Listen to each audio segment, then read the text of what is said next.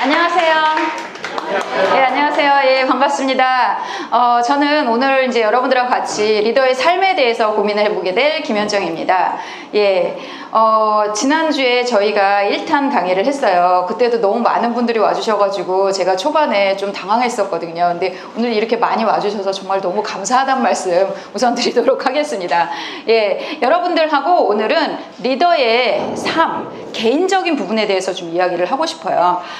저는 어떤 사람이냐면 뭐 간단하게 소개를 해주셨지만 저는 옛날엔 상담심리학 공부하고요, 삼성전자 등등에서 근무하다가 코칭을 시작을 했어요. 사실은 이제 상담심리학을 공부를 한 것도 제가 코칭을 하고자 상담심리학을 공부를 한 거고요.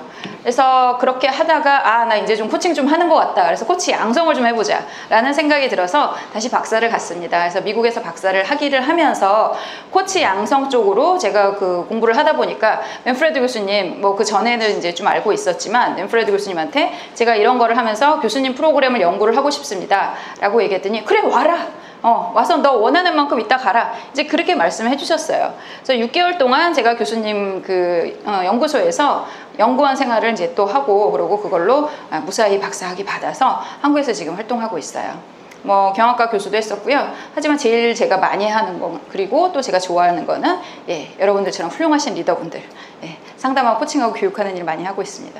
그래서 저는 일단 상담심리학을 공부를 하고 뭐 이렇게 이제 현장에 계신 분들을 많이 만나다 보니까 어떤 개인적인 장면에서 여러분들하고 이제 부딪히는 그런 부분들이 많은 것 같아요. 그래서 그런 부분에서 제가 생각했던 것, 그리고 맨프레드 교수님 책에 나와 있는 것, 이런 것들 이야기를 나눠보도록 하겠습니다. 그리고 제가 지난주에 촌스러워가지고 여러분들이 이렇게 장표 이렇게 바뀔 때마다 이렇게 사진을 찍어주시는데 그때마다 제가 막 움찔움찔 놀라더라고요, 보니까. 그래서 제가 맨 앞에 제 이메일, 저희 회사 이메일 넣어드렸어요. 거길로 저희 이메일 보내주시면 제가 강의하는 다 보내드리도록 하겠습니다, 아낌없이. 그러니까 그 강의하는 찍으실 필요 없어요. 다 원본으로 받으실 수 있습니다. 오늘 여러분들하고 그래서 세 번의 이제 3회에 걸쳐서 맨프레드 교수님 책 북토크 진행하는 거의 두 번째 시간, 삶의 진정성에 대해서 이야기를 나눠보도록 하겠습니다. 지난 시간에 오신 분들은 이야기를 들으셨지만 맨프레드 교수님 같은 경우는 뭐 이 리더십 분야라든가 이런 데 있어서 그 누구하고도 뭐 비교가 되지 않을 정도로 막 엄청나게 탁월하신 분이세요. 어쩌다가 이제 저랑 엮이셨는지는 모르겠지만 그래서 이분 같은 경우는 제가 경영계의 프로이드다, 그렇게 말씀을 드려요. 이분이 예전에, 그러니까 이 일을 하게 된 이유가 이분 집안에는 이분을 제외하고 모든 사람이 사업가예요. 모든 남자가 사업가고, 지금 뭐 따님도 사업가고 뭐 그래요. 사업가 집안인데 이분은 사업가 스타일이 아니었더라는 거죠. 그래서 너는 우리를 위해서 뭘 해줄 수 있니? 뭐 삼촌들이나 그런 사람들이 이제 요구를 했다라는 거죠. 그랬을 때 내가 뭘 할 수 있을까? 그래서 처음에는 엔지니어링을 공부하셨어요. 근데 이거는 내 길이 아닌가 보다. 그러고 나서는 그 암스테르담 대학에서 경영학을 공부하셨습니다. 경영학을 공부하면서 이거를 통해서 다른 사람들한테, 내가 경영자들한테 도움을 줄 수 있을 거다, 이렇게 생각하는데 그것도 아니더래요. 그럼 뭐가 있을까? 그래서 이제 그 옛날에 장도를 떠나신 거죠. 네덜란드에서 하버드로 오십니다. 그래서 여기서 MBA 과정 하시고 또 거기서 뭐 여러 가지 프로그램을 하시면서 이때 심리학과 경영학이 만난 것을 이분이 경험을 하시게 됩니다. 그래서 리더와 관리자 다른가, 뭐 이런 책이 있어요. 는 다른가, 이런 아티클, 하버드 비즈니스 리뷰 아티클이 있는데 요거를 쓰신 아브라함 잘레지니 교수님 밑에서 이제 이분이 심리학을 알게 되면서 이쪽으로, 그러니까 리더의 심리 쪽으로 연구를 계속 하세요. 그래서 거의 독보적으로 이분이 이쪽 분야에 리더의 심리학 분야에서는 이분이 독보적으로 연구를 많이 하셨습니다. 그리고 국제공인 정신분석가세요. 우리나라에도 몇 분 안 계세요, 국제공인 정신분석가는. 그래서 진짜 배기 정신분석하시고 진짜 배기 경영하시고, 그러고 현장에 나가서 정말 수많은 리더들을 코칭하고, 코칭 프로그램 지금 30년째, 40년째 진행을 하고 계십니다, 인시에드에서. 그래서 그분이 현장에서 리더들을 만나면서 느꼈던 것들, 그리고 그들을 도와주기 위해서 본인이 공부했던 것들, 이런 것들을 이제 적어 놓으신 거예요. 그래서 오늘은 그 두 번째 책, 삶의 진정성에 대해서 이야기를 해보도록 하겠습니다. 이 삶의 진정성이라고 하는 책 같은 경우는 뭐 간단하게 요거 조금만 한 가지 더 말씀드리면, 이분께서 한번 죽었다 살아나신 기회가 있었거든요. 한번 이제 큰 사고를 당하시고, 그러고서는 진짜 리더가 조직에서의 어떤 그런 것도 중요하지만 인간적인 부분을 우리가 봐야지 된다라고 하시면서 이제 쓰시게 된 책입니다. 그래서 그거를 같이 한번 이야기를 나눠보도록 하겠습니다. 예, 요거 한번 생각해 볼까요? 여러분, 예, 다시 돌아가고 싶으신 순간 있으십니까? 한번 생각해 볼까요? 그 외에 서양 영화에 보면 많이 나오죠. 이 수정볼, 이렇게 무엇이든지 다 볼 수 있는 수정볼이 있다고 칩시다. 우리 앞에 무엇이든지 다 볼 수 있는 수정볼이 있다면 여러분들 이 수정볼 안에서 뭐 다시 돌아가 보고 싶은 순간이나 아니면 보고 싶은 미래가 있으십니까? 뭘 보고 싶으십니까?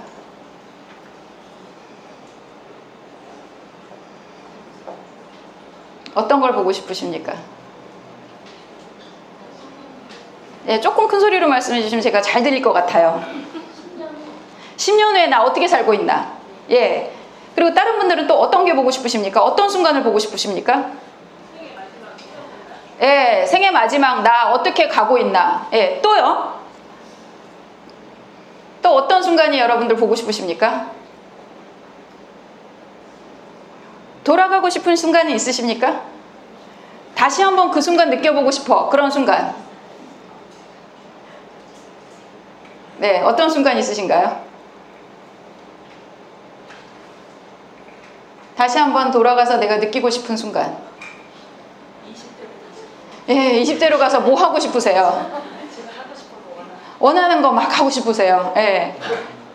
예, 우리는 살면서 우리는 일하는 인간인 것처럼 살고 있지만 사실은 우리가 돌아갈 수 있거나 아니면 우리가 미래를 내다볼 수 있다. 그렇게 하면 우리의 인생 전체를 놓고 생각을 하게 됩니다. 그래서 이 질문을 제가 꽤나 여러 군데에서 합니다. 꽤나 여러 군데에서 하면 여기서 나오는 질문의 대답은 거의 정해져 있더라고요. 근데 이거는 맨프레드 교수님도 CEO 과정들을 이렇게 하면서 CEO 세미나를 하면서 거기서도 거기에 오는 굉장히 이제 고위 리더들도 다 비슷하더라 이런 얘기를 하십니다. 그러면 어떤 주제들이 나오는가? 이제 아까 말씀하신 것처럼 그런 것들이 이제 주로 나오게 됩니다. 그래서 내가 무엇을 원하는가 이 안의 부분들이 이제 여러분들한테 중요한 부분이 되는 거죠. 그래서 제가 여기저기서 물어보면 많이들 말씀하시는 게 그거예요. 나 돌아가고 싶은 순간 있어요. 결혼하기 전에 와이프랑 연애할 때. 그때 한번 다시 돌아가 보고 싶어요. 이렇게 말씀하시는 분도 있고요. 그리고 언제가 보고 싶으세요? 그럼 나의 생애 마지막 순간. 그리고 우리 아이들이 어떻게 컸는지 뭐 이런 것들 그런 것들이 보고 싶다고 많이 말씀을 하세요. 그게 결국에는 우리 삶의 코어가 아닌가라는 생각이 이제 듭니다. 그래서 우리는 조직에 나와서 마치 일을 하기 위해 태어난 사람들처럼 일을 하긴 하지만 우리는 안에 분명히 나의 고유한 영역을 가지고 있다는 거죠. 그래서 양파처럼 우리는 이 안에 내가 쌓여져 있습니다. 그래서 나도 나를 못 보는 경우가 굉장히 많이 있어요. 그리고 이제 중간에 보면 나의 리더십 스타일이 있죠. 그리고 조직이 이제 바깥에 있습니다. 그러면 조직과 나의 어떤 그 근본적인 내 모습이 인터랙션을 하면서 거기서 나의 리더십 스타일이 나오게 됩니다. 그래서 이런 것들은 우리가 환경이 바뀌게 되면 나의 어떤 행동 스타일도 바뀌게 되고 그리고 내가 다른 조직에 가면 또 다른 행동을 보이게 되고 또 다른 사람들과 있으면 또 다른 행동을 보이게 됩니다. 하지만 변하지 않는 건 결국에는 코어에 있는 나라는 거죠. 그래서 우리는 이 코어에 나를 가지고 있음에도 불구하고 이 코어에 있는 나를 그러니까 잘 모르는 경우가 되게 많아요. 그리고 잊고 사는 경우도 굉장히 많다는 거죠. 그래서 나는 어떤 사람인가 그 부분에 대해서 사실은 알아가는 게 이제 정말 중요한 과정이다. 뭐 이렇게 말씀을 드려요. 그래서 지난 시간에 리더가 이거 5가지는 꼭 해야 돼 라고 하면서 했었던 5가지 중에 첫 번째고 하버드 비즈니스 리뷰에서도 21세기 리더들한테 가장 중요하다라고 얘기하는 게 결국엔 자기 인식이라 그랬어요. 내가 무엇을 원하는 사람인지 내가 어떤 사람인지를 아는 것이 모든 그 리더십 행동과 이해와 뭐 등등등의 가장 코어에 위치한다는 거죠. 그래서 그 나는 어떤 사람인가 그걸 한번 이해를 해볼 필요가 있다는 거예요. 근데 그 이해를 하는 데 있어서 이 4가지 테마를 갖고 한번 생각을 해보자는 거죠. 맨프레드 교수가 정말 수십 년 동안 최고의 리더들을 만나면서 그들이 하는 얘기를 수없이 들었는데 그 사람들이 뭐 비즈니스를 어떻게 하고 부하 직원이랑 어떻고 뭐 주주랑 어떻고 이런 얘기들을 많이 하는데 결국에는 이 4가지더라 라고 딱 이제 정의를 한 겁니다. 그래서 이 네 가지가 제일 중요하고 다른 거는 부수적인 거야 라고 얘기를 하면서 이 책을 이제 쓰셨어요. 그래서 그 이야기를 여러분들하고 나눠보도록 하겠습니다. 예, 첫 번째는 성에 관한 겁니다. 예, 성과 사랑. 예, 리더에게 성과 사랑이 그렇게 중요한가요? 우리 인간에게 성과 사랑이 그렇게 중요한가요? 예, 엄청 중요하죠. 왜 그렇게 중요할까요?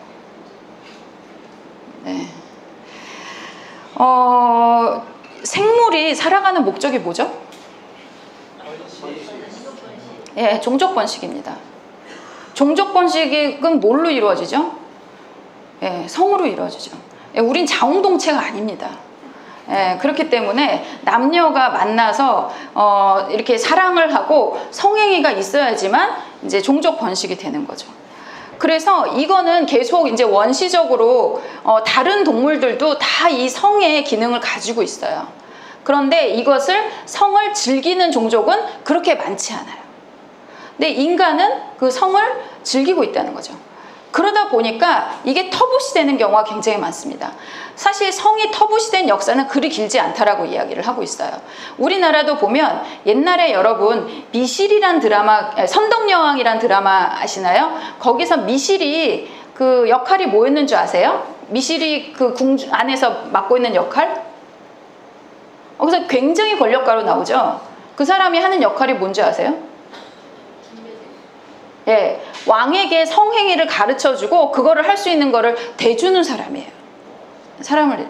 그러니까 어떻게 보면 옛날부터 그런 사람들은 큰 권력을 가지고 있고, 뭐 우리 옛날에 보면 처용가 이런 것도 보면 어디 이제 갔더니 왔더니 몸은 하나인데 다리가 4개네 뭐 이런 것도 있고 막 그렇잖아요. 뭐 구지가 거부가 머리를 내놓아라 이런 것들 보면 굉장히 이런 성과 관련된 그런 문학 작품도 되게 많고, 이런 것들이 굉장히 오픈되어서 사실은 이야기가 된 것들이 굉장히 많습니다. 뭐 인도 같은 데 가면 뭐 그런 조각상들도 굉장히 많고, 근데 이런 것들이 사실은 인간의 굉장히 자연스러운 어떤 삶의 한 형태인데 그래서 동물들이 짝짓기 한다고 부끄러워하지 않잖아요. 근데 그 부끄러워하지 않는데 이게 어느 순간부터 굉장히 터봇이 됩니다. 그러면서 마치 우리는 그런 거는 아무도 모르는 사람인 것처럼 막 순수하게 살아야 돼 막 이렇게 이제 이렇게 포장이 되기 시작을 했어요. 이거 역사에 대해서는 굉장히 뭐 여러 가지가 이제 있을 수 있죠. 서양의 역사도 마찬가지고 동양의 역사도 마찬가지입니다. 서양의 역사에서 가장 성을 억압을 하는 존재는 뭘까요? 예, 종교죠. 예, 종교가 왜 그렇게 성을 억압을 할까요? 뭐 여러 가지를 이제 우리가 상상해 볼 수 있어요. 상상해 볼 수 있는데, 일단 이제 성관계를 하게 되면 그 성직자들이 아이를 낳죠. 아이를 낳게 되면 욕심이 생기죠. 그렇게 되니까 이제 그걸 못하게 해서 독신으로 살게 합니다. 근데 자기들은 하고 싶은데 못하잖아요. 그러니까 다른 사람들 못하게 하는 거죠. 이게 제 상상이에요. 예. 그래서 나도 못하니까 너도 하지 마. 이제 그러면서 그걸 마치 불경한 것처럼 막 그런 식으로 이제 커버를 했다라는 거죠. 뭐 이런 것도 이제 종교적인 부분에서도 설명을 할 수 있는 부분이 있고요. 그리고 또 정말 되게 슬픈 것 중에 하나는 뭐냐면, 옛날에는 위생이라든가 의료가 너무 안 좋아가지고 애 낳다가 한 20%는 죽었대요. 그러니까 그 맨프레드 교수님 책에 막 그렇게 나와요. 야, 성관계를 갖는다는 건 이 사람의 이와 옴과 뭐 이런 것들을 다 나눈다는 뜻이고, 그리고 이제 임신을 하게 되면 애 낳다가 20%가 죽으니까 옛날에 목숨 걸고 하는 거야. 막 이제 이런 얘기 나온다는 거죠.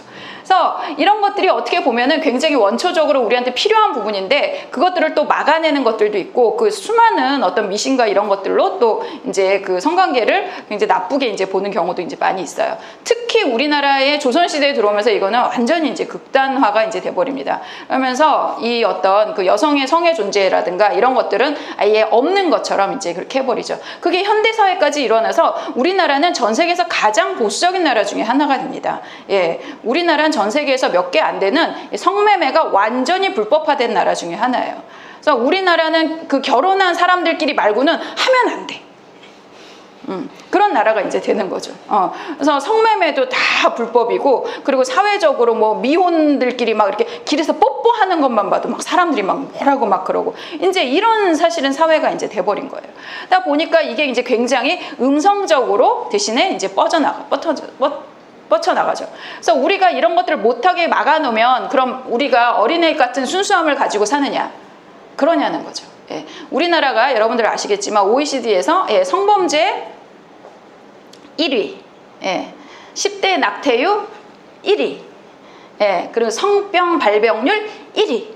이런 것들 성과 관련된 걸로 각종 그 수치에서 1위를 이제 우리가 기록을 하고 있습니다.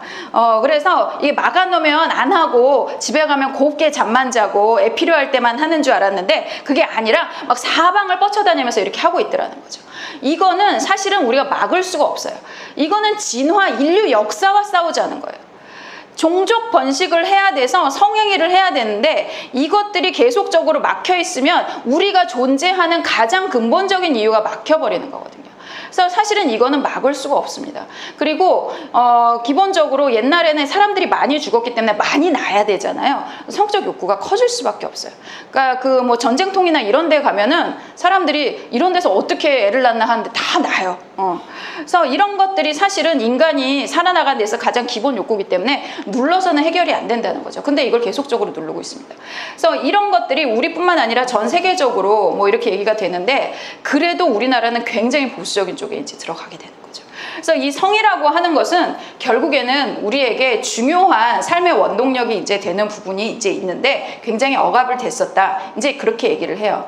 근데 이것이 우리한테는 건강하게 풀어내는 그런 성이 존재하지 않기 때문에 사실은 우리가 더 우려를 하는 면들이 이제 있다라는 거죠.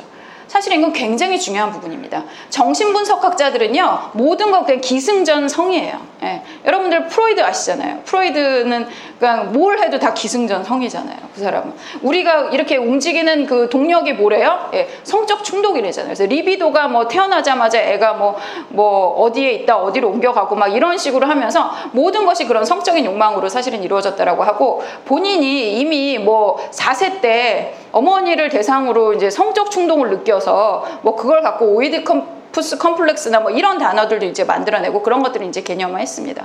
그래서 이런 것들이 사실은 이제 굉장히 중요한 부분인데 덮여 있었다. 근데 이것들이 사실은 덮으면 덮을수록 더 지저분한 모습으로 이제 나오게 된다. 그렇기 때문에 이거를 덮어놓지 말고 우리는 그것을 아름답게 건강하게 풀어나가야 된다라고 이야기를 합니다. 그래서 그 정신분석 쪽에 있는 뭐 에릭 에릭슨이라든가 뭐 이런 분들 같은 경우는 다 우리에게 있어서 사랑이다 하면은 이 육체적인 사랑을 반드시 집어넣어요. 그래서 우리가 육체적으로 누군가와 사랑을 나누고 그걸 통해서 마음을 교감을 할 수 있을 때 우리의 삶은 온전해진다라고 얘기를 하죠. 프로이드가 인생에 있어서 어떤 것이 인생이냐라고 하면 첫 번째 to love, 그다음에 to work, 그다음에 나중에 play를 집어넣었어요. 그래서 결국에는 우린 사랑하고 일하는 인생이 결국에 그것만 잘 돌아가면 우리 인생 행복한 거다라고 이야기를 했는데 거기서 love에는 단순히 정신적인 사랑뿐만 아니라 육체적인 사랑도 다 포함이 된다라는 거죠. 그래서 여러분들 한번 생각을 해보세요. 나와서 일도 잘 되고 집에 가서 사랑하는 사람하고 이렇게 아름답게 이렇게 마음을 나누고 몸을 나눌 수 있다면 그 인생에 뭘 더 이상 우리가 원하겠습니까? 그래서 사실은 그것이 안 되기 때문에 그것을 못 나누기 때문에 사실은 굉장히 사회적인 문제들이 많이 일어나는 거죠. 지난주에 제가 강의를 할 때는 이제 그날 빵빵빵빵 이런 사건들이 저런 사건들이 터졌어요. 지난주에 오늘 지금으로부터 약 일주일 전에 이제 공중파 앵커분께서 유명 앵커분께서 몰카 찍다가 이제 걸리셨죠. 그리고 옛날에 그 제주도에서 지검장 하시던 분도 그 여고생 쫓아다니시다가 이제 걸리셨죠. 이제 이런 것들이 왜 나오냐는 거죠. 이렇게 사회적으로 누릴 거 다 누리고 그런 사람들이 왜 그런 성적 일탈을 하냐는 거죠. 그래서 결국에는 우리가 이 부분을 건강하게 풀어내지 않으면 결국은 그렇게 이상한 폼으로 나가게 된다는 거고 그게 한 사람의 커리어를 작살을 내고 심지어는 어떤 회사를 말아먹기도 한다는 거예요. 그래서 이런 부분에 있어서 우리가 더 이상 외면을 하지 말고 이것을 이제 마주해야 된다. 뭐 이런 식으로 이제 이야기를 하고 있습니다. 근데 제가 이제 이 책을 번역을 하고서 이 책을 읽으신 분들하고 이야기를 할 기회가 있어요. 그래서 이제 어떤 분이 얘기를 하시는데 그렇게 해갖고 뭐 앞에 막 뭐 하여튼 별얘기 다 나와요. 뭐 창의적인 사람들은 물란한가 막 이런 것도 있어요. 그러면 누구는 누구랑 했고 막 이런 얘기 쫙 나와요. 그래서 막 처음에는 막 우장창창 막 이렇게 나오더니 맨 끝에는 그러니까 사랑한 사람하고 잘 지내 이제 이걸로 이제 끝나는 거죠. 그래서 자기가 그걸 읽고 나서 자기 좀 실망했대요. 도대체 뭘 바라셨는데요? 제가 이제 그렇게 얘기를 했죠. 뭔가 좀 이렇게 혁신적인, 그래서 뭔가 솔루션이 나왔으면 좋겠다 이런 생각을 자기가 했대요. 도대체 혁신적인 게 뭔데요? 이제 그렇게 얘기하니까 더 이상 말씀 못 하시는데, 이제 이분이 네덜란드 분이시거든요. 네덜란드 분이시고 이제 프랑스에서 학교 교수 생활을 이제 하시는 분이다 보니까 이미 유럽에서는 우리보다 훨씬 사실은 이런 그 성과 사랑과 결혼과 이런 제도가 많이 이제 그 진보가 됐어요. 그런 상태에 있기 때문에 그 사람은 더 이상 이제 그 얘기를 안 하는 건데, 우리는 그런 얘기를 듣고 싶은 거죠. 예를 들면 그런 겁니다. 예. 여러분들 그 김민희 씨하고 홍상숙 씨하고 난리 났어요. 그렇죠? 우리나라가 지금 난리 났죠. 근데 옛날에 여러분 우리 2002년 월드컵 할 때 히딩크 감독이 여자친구랑 같이 들어온 거 기억나십니까? 예, 그때 다른 여성과 히딩크 감독이 부부관계였어요. 그리고 이제 여자친구였어요. 같이 들어온 분은. 예, 같이 들어온 분은 여자친구인데 남의 나라 그 동방예의지국에서 국가대표 감독하시는 분이 따로 들어온 것도 아니고 같이 손잡고 이렇게 들어와가지고 우리가 그분 그거 숙소까지 다 대주고 이제 이렇게 한 거거든요.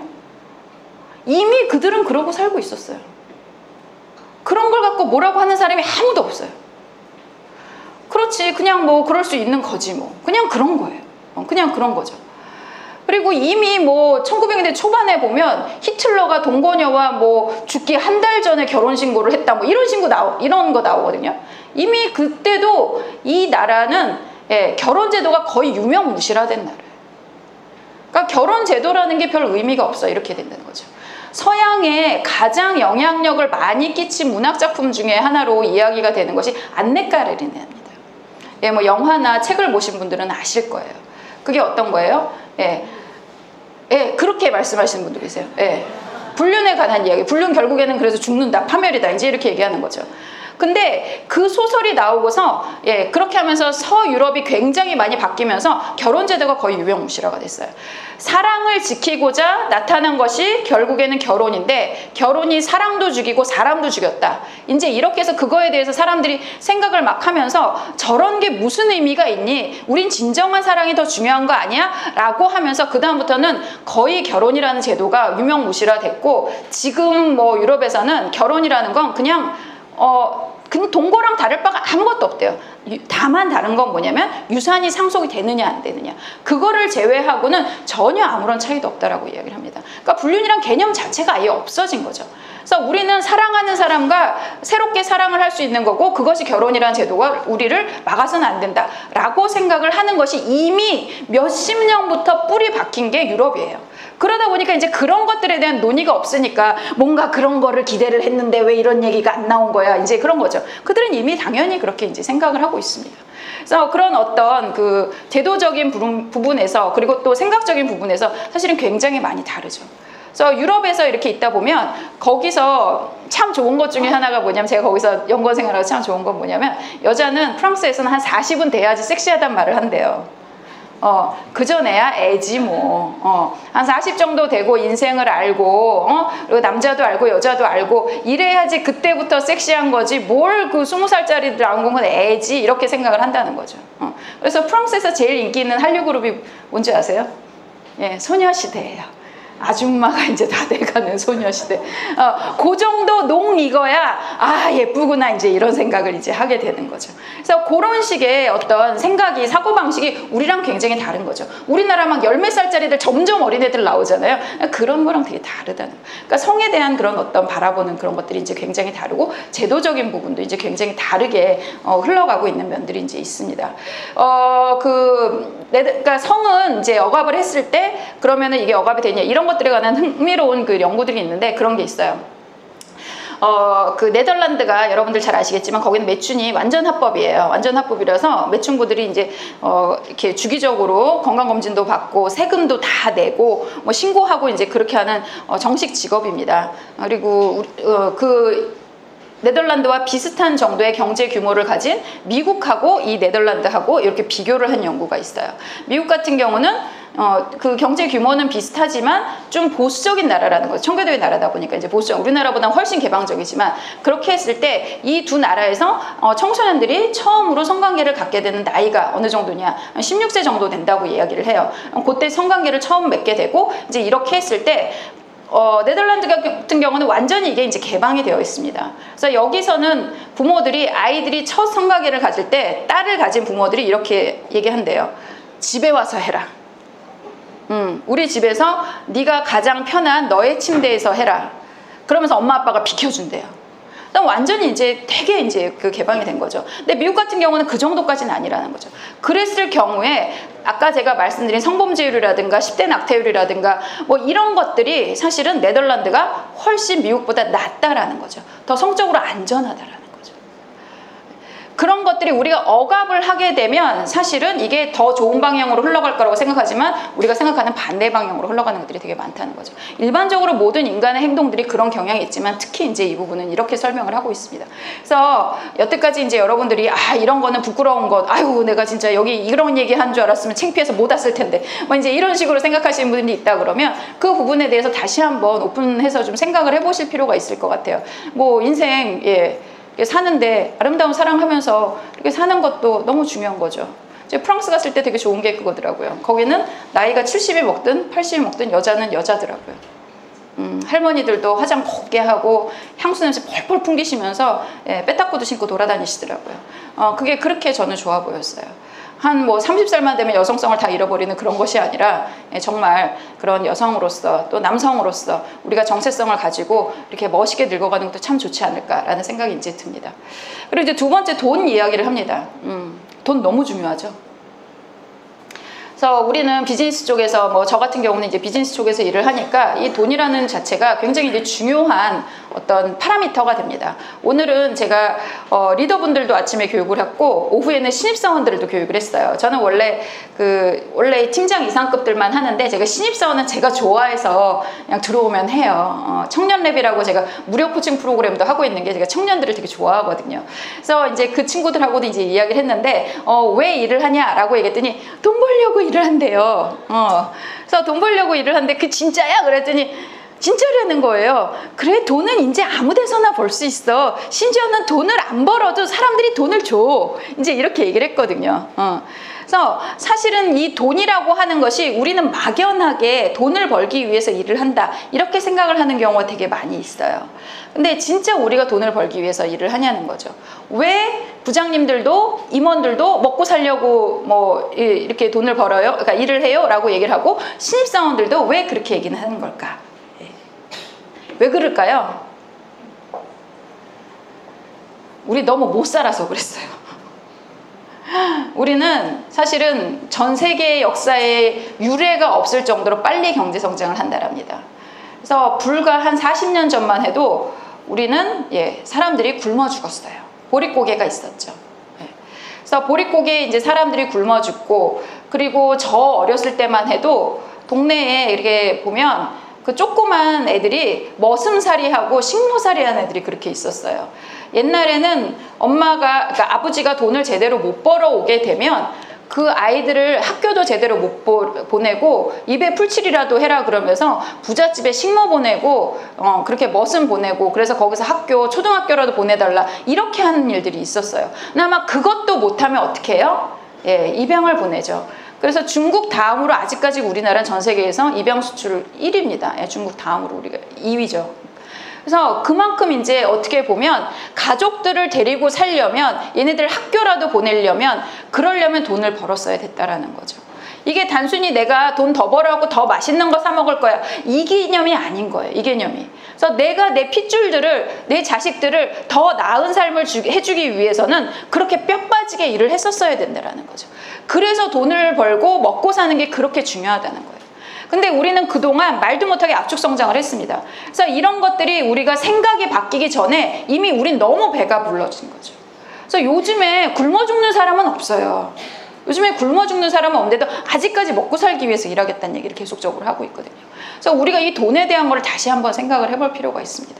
그래서 우리가 돈은 얼만큼 벌어야지 나 돈 좀 번다 하면서 만족하게 될까요?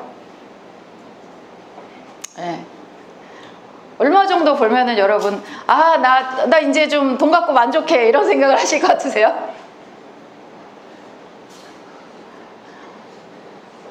예, 미국 연구가 있어요. 예, 미국 연구에서는 한 8,000불.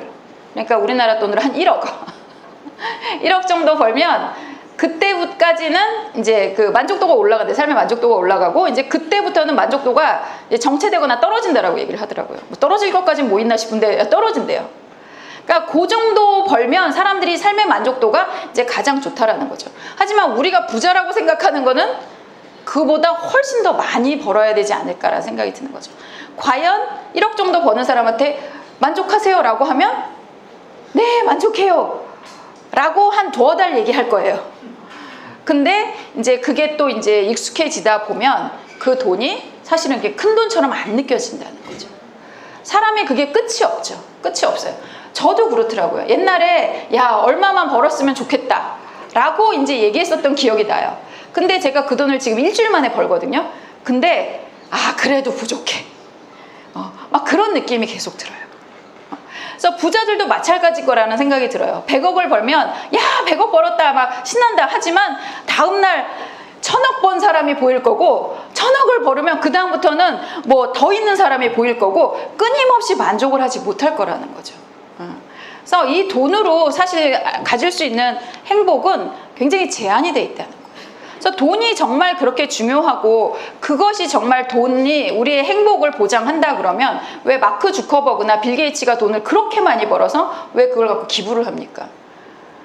그냥 저기 뉴욕이나 런던 같은데 비싼 빌딩 막 사면 돈 계속 벌 수 있어요. 예, 돈 계속 벌 수 있는데 그거 안 하고 기부하잖아요. 왜? 우리가 돈으로만 이렇게 완전히 만족할 수는 없는 거니까. 그래서 우리가 이 돈 같은 것도 근데 돈을 추구하는 거는 이해는 간대요. 성과 돈은 없으면 그 생각밖에 안 한대요. 그래서 그거 없으면은 돈이 없으면 돈 생각밖에 안 나고 다 뭐든지 다 돈 이렇게 보이고 역시 여자친구도 없고 뭐 이렇게 뭐 이렇게 관계 못하면 다 그런 걸로만 보이게 된다라는 거죠. 그래서 이 두 가지는 결핍이 있게 되면 그 다음부터는 딴 생각을 못하고 그게 이제 제일 중요한 문제가 된다라고 얘기를 합니다. 하지만 이게 어느 정도의 선을 넘어가게 되면 이것이 내가 어디에 집착하는 데 있어서 나의 행복이 아니라 불행에 이게 기여를 할 수가 있게 된다. 그러면서 우리가 이걸 경계를 하면서 알아차려야 된다 이렇게 얘기를 합니다. 그러면서 돈이라고 하는 것이 우리한테 그 주는 어떤 효과도 있지만 우린 결국에는 어떤 행복적인 면에 있어서 우리 내적인 행복을 찾아야 된다 이렇게 얘기를 합니다. 외형적인 면에서 계속적으로 무언가를 추구를 하고 그렇게 하는 것은 결코 우리를 만족시킬 수가 없다라는 거죠. 인간은 완벽하지 않습니다. 그리고 그 모든 것을 다 가진 사람도 없어요.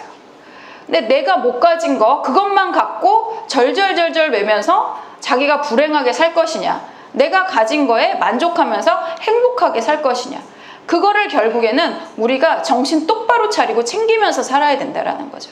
그래서 행복도 내가 적극적으로 추구를 했을 때, 내가 적극적으로 내 마인드를 정리를 했을 때 결국에 행복이 느껴지는 거지, 어떤 외형적인 게 딱 되면 그것이 우리를 행복하게 해준다 이런 건 없다라는 거죠.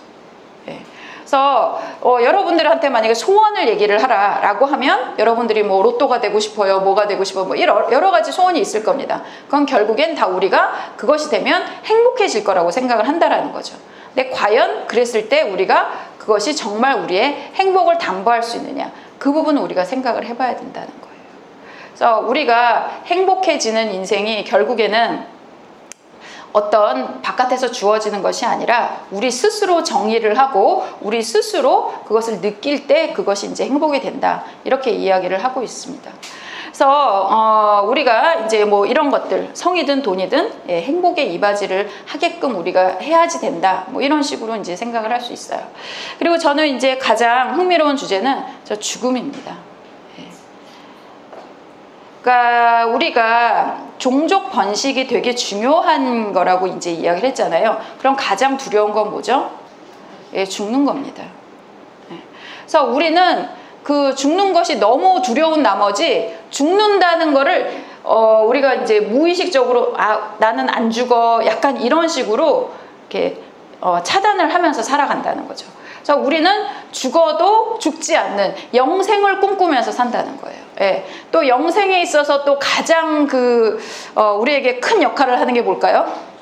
또 종교입니다. 예. 우리한테 많은 걸 줘요, 종교가. 예. 종교는 어디든지 다 영생 시스템이 있어요. 영생 시스템 없는 종교가 없어요.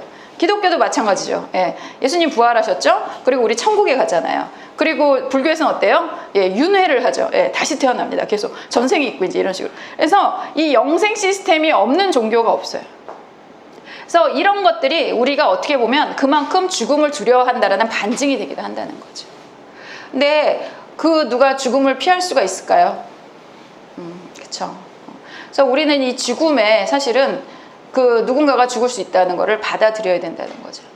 사실은 저는 이 네 가지 주제로 번역을 그러니까 예약이 나온 거를 번역을 하면서 사실은 가장 어려웠던 주제가 사실은 죽음이에요. 뭐 다른 건 그냥 대충 읽으면 다 알겠더라고요.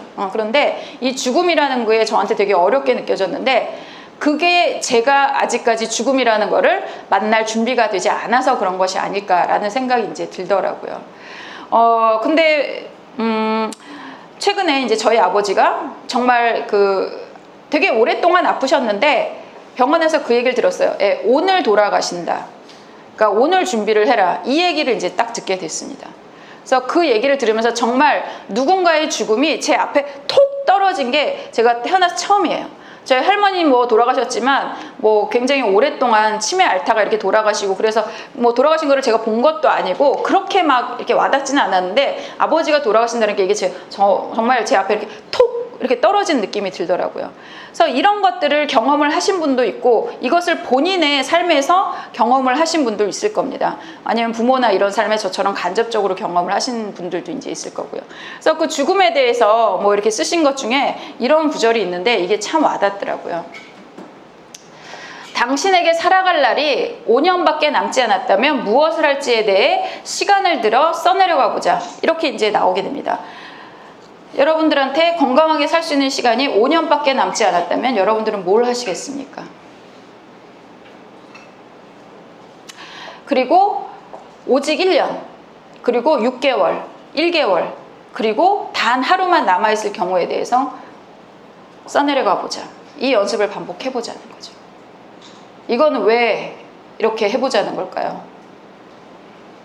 이런 걸 했을 때 내 인생에 정말 중요한 것이 결국에 남는다는 거죠. 결국에 가장 중요한 것이 무엇이냐는 거죠. 그래서 당신에게 이런 것들, 그래서 저도 이제 생각을 해봅니다. 5년이 남았다라고 생각하면 뭘 할까? 뭘 하시고 싶습니까, 여러분은? 많이 나오는 게 보험하시는 분들이 저한테 와서 여명 비용이라 그래서 제가 6개월밖에 안 남았다 그러면 보험금을 준대요. 그거 가족들이랑 여행이라도 다니라고 이제 그렇게 얘기를 하죠. 그래서 마치 내가 살 날이 얼마 안 됐으면 가족들 다 끌고 세계 여행이라도 크루즈 여행이라도 가야 될 것 같이 이렇게 생각하는 사람들이 되게 많아요. 근데 이거는 사람들마다 다 삶의 가치가 다릅니다. 저희 어머니는 4년 전에 대장암 사기 수술을 하셨어요. 그리고 그 다음에 뇌 수술도 하셨습니다. 그래서 정말 이제 건강이 어떻게 보면은 굉장히 안 좋으신 상황인데 저희 어머니가 선택한 삶은 무엇이냐? 일터로 돌아가시는 거였어요.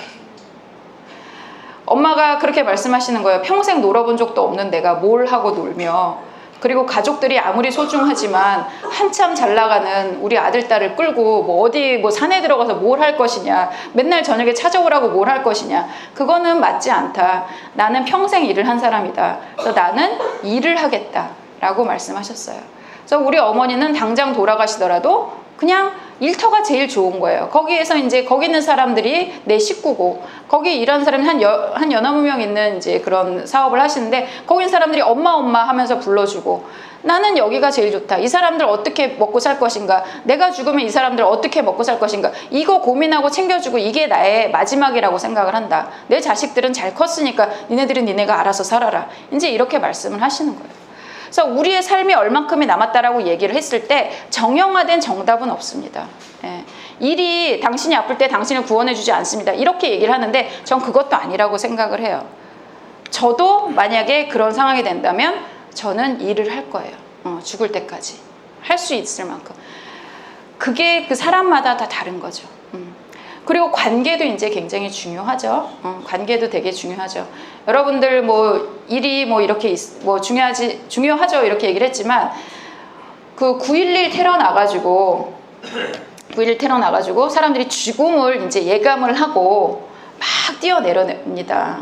그 국제무역센터에서 뉴욕에 그때 내려올 때 사람들이 전화를 합니다. 어디다 전화하죠?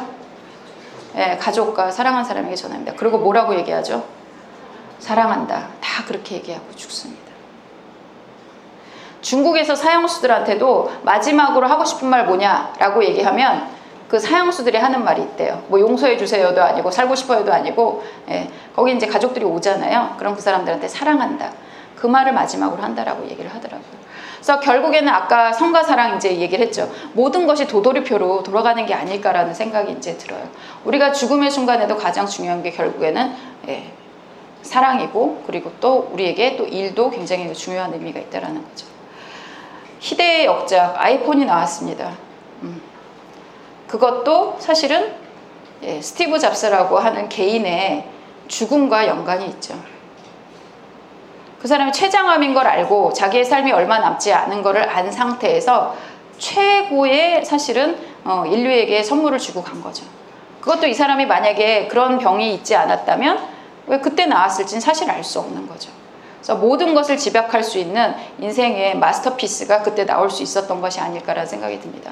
그래서 우리가 죽지 않는 사람처럼 그렇게 생각할 것이 아니라 우리는 죽는다라는 걸 받아들이고 그럼 살아있는 삶을 어떻게 살아갈 것인가 거기에 집중하는 것이 필요하다.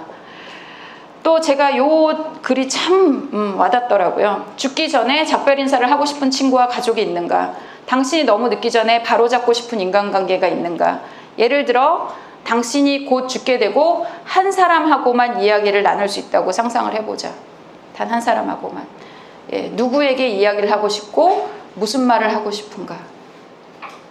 그리고 이 얘기를 제가 딱 번역을 하면서 막 이렇게 하늘이 확 무너지는 것 같았어요.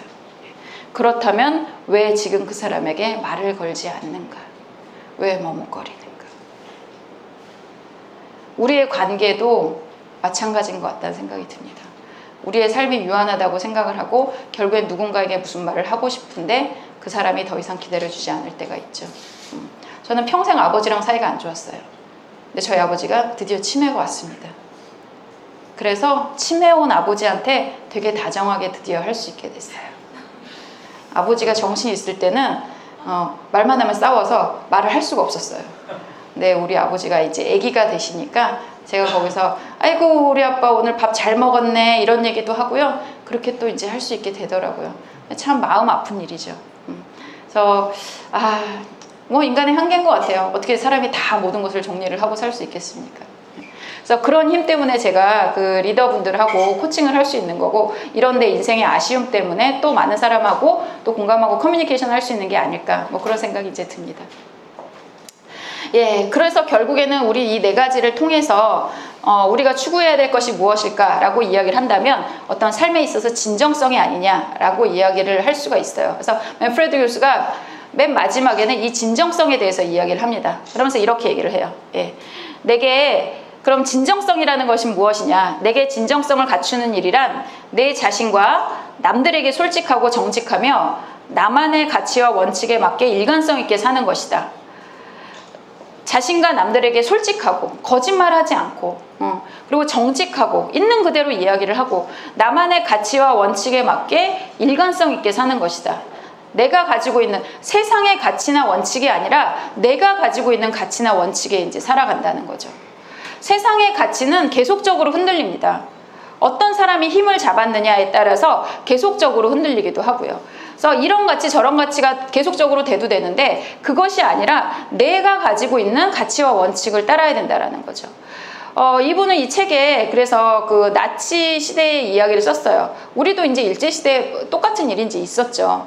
그러니까 거기서 위정자들이 너 이렇게 해 라고 하면 그거 시킨 대로 이렇게 합니다. 그러니까 독일 같은 데서도 눌러 그러면 거기서 아우슈비츠에서 가스 누르는 거예요. 그러면 여기서 내가 가치가 어떤지 그런 것들이 정립되어 있지 않은 사람이라면 거기서 그냥 누르는 겁니다. 그냥 위에서 시킨 대로 시킨 사람들 얘기 복종하는 게 어떻게 보면 내가 가지고 있는 가치일 수 있다라는 거죠. 근데 그거는 진정성 있는 삶이 아니라는 거죠. 나는 어떤 가치를 갖고 있고 내가 진짜 국가에 충성하는 거면 그렇게 해서 내가 훗날 사실은 뭐 전범으로 몰려서 죽더라도 나는 괜찮다. 그럼 이제 그렇게 사는 거예요. 근데 그렇지 않고 그냥 아무 생각 없이 하던 사람들이 다 나중에 이제 전범이 됩니다. 그래서 제가 한 2, 3년 전에 어떤 그 기사를 봤는데 독일에서 그러니까 옛날에 사병이었어요. 그 사람이 그냥 시킨 대로 그냥 그 누른 거예요. 근데 그 사람이 90살이 넘었는데 체포가 됐어요.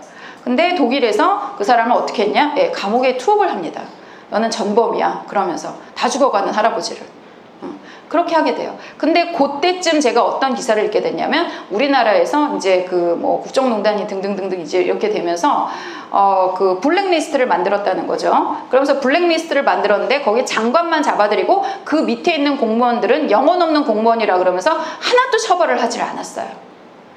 이게 이 사회가 가지고 있는 가치를 저는 보여주는 거라고 생각을 하거든요.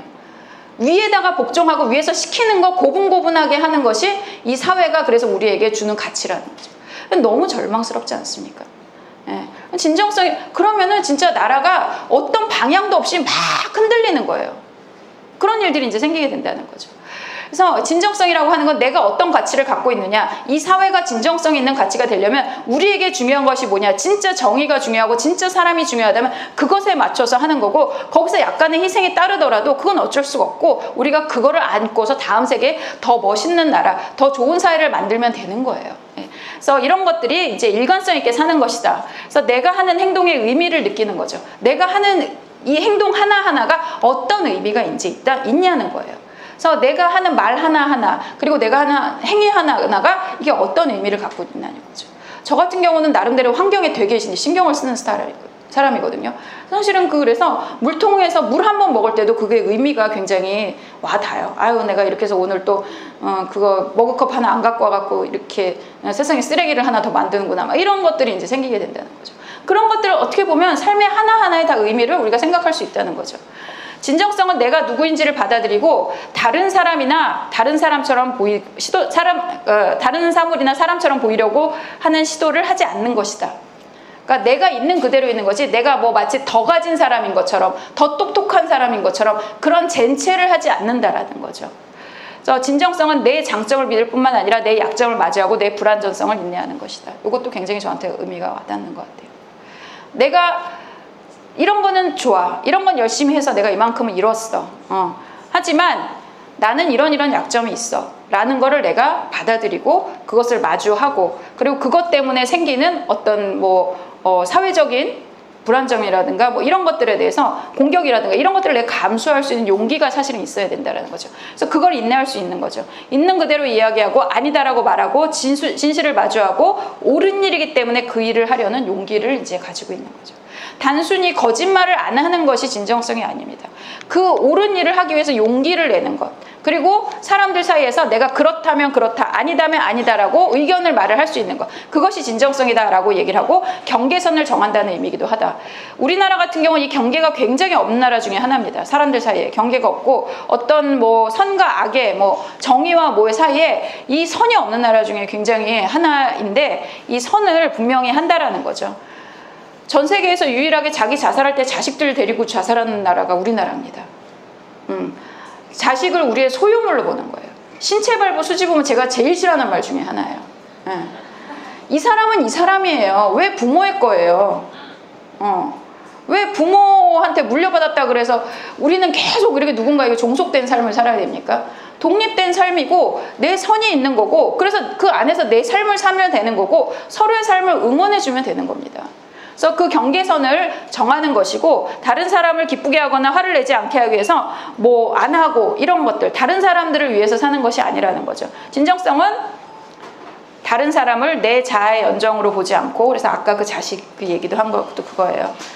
다른 사람을 내 자아의 연장으로 보지 않고 그 자체의 개인으로 보는 것을 수반한다. 그래서 저는 이제 코칭을 하는 사람입니다. 코칭을 하는 사람에게 이제 소유하지 않는 돌봄, 이거는 칼 로저스라는 심리학자가 얘기한 건데 이게 되게 중요한 부분 중에 하나예요. 내가 누군가에게 도움을 줬다, 코칭을 했다, 그러면 거기서 지분 찾으려고 하지 말아라. 제가 이렇게 제 코치들한테 얘기를 해요.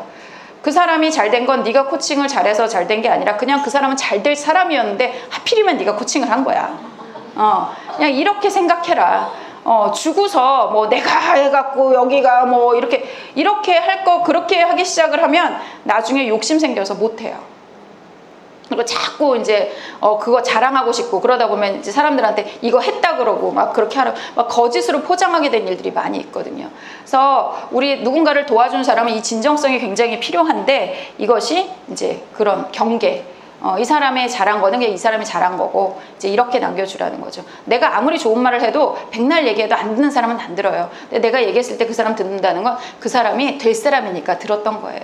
그렇게 생각을 해라. 뭐 제가 그렇게 얘기를 하거든요. 그래서 거짓인 것들 그리고 아무 의미 있는 것들을 떠나보내는 것이다. 그래서 배우가 되거나 가면을 쓰지 않고 진실해야 하는 문제다. 이렇게 이야기를 합니다.